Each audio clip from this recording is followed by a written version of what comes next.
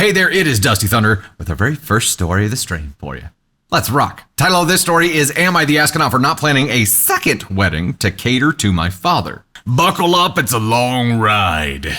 My father and I have had no contact for at least 5 years now. Long story short, his wife, I refuse to call her a stepmother, was terrible to me my entire childhood. She controlled every aspect of his life and brainwashed him into thinking I was an evil, malicious person. Is this a Ruby Frankie story unfolding here? God, I hope not. From the time of no contact up until last year, I had assumed that he and his wife had moved back to our home state 1,000 miles away. Last year, out of nowhere, his wife texted me and invited me to Easter dinner. Surprise! They still lived in the same state and town as me. I went to that Easter dinner and figured we could start rebuilding a relationship. Fast forward to this week, my fiance and I had finally settled on a date and destination for our wedding. We were going to get married 5 hours away from where we live because that's where most of my family and his family live now.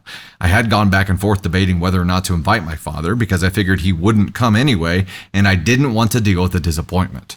Yeah, I'm going to go ahead and red flag that right there. Because look, if you have to have that inner debate and then ultimately decide you don't want to because you don't want to be disappointed when he doesn't show anyway, okay, red flag for him. My sister essentially guilt-tripped me into inviting him, saying that he would never miss my wedding. He isn't that shitty. He attended both of my other sister's weddings. Since I already invited his whole side of the family, who all live 30 minutes from the wedding destination, I said screw it and extended the invite to him and his wife. Something tells me that wasn't the right move. After a few days of no response, his wife calls me. Of course, he wouldn't call me himself, and tells me my father will not be attending due to the fact that I invited my Grams, his mother, who I have always had a good relationship with, and he refuses to be around her. His wife then proceeds to give me excuse after excuse about how terribly my Grams treated him and how it will be detrimental for him to be in the same vicinity as her. I was heartbroken. She then told me how malicious and selfish of me it was to plan the wedding at that destination and invite my Grams because I was setting my father up, forcing him to see her. You're right, lady. My whole wedding was just a ruse to cause my father pain. It's all about him. You're right. I'm not even really in love with the person that I'm giving my vows to. I just wanted to harm my father. That's right. A lot of effort. Not everybody's you, step bizzo. This now brings us to her compromise. Why don't I plan a second wedding where we live and don't invite my Grams so that he can attend? LOL. Essentially, I'm supposed to rearrange all of my plans and compromise to cater to my father and his needs, rather than him compromising and being around my Grams for a few hours. So, am I the astronaut for not planning a second wedding the day before my real wedding? Listen, Lady Tremaine, you're an asshole.